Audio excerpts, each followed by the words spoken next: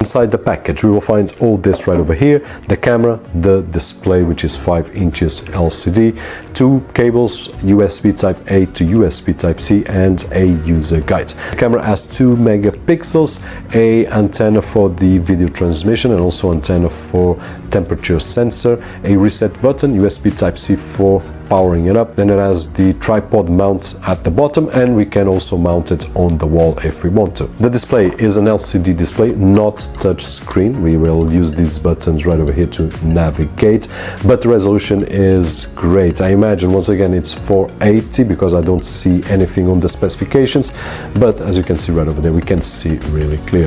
It has this antenna that will help us to get more range, and we also have this stand which will be able to put the monitor on the vertical. A turn on and off or sleep button, and also the Vox detection.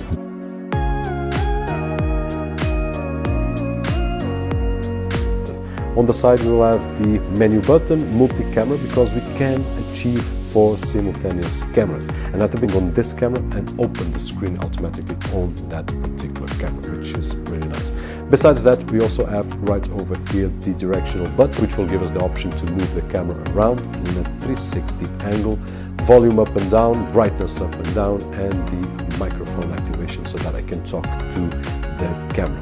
In terms of the menu, it's really complete but really simple for this kind of device. In terms of conclusion, subscribe Tonton and learn more together.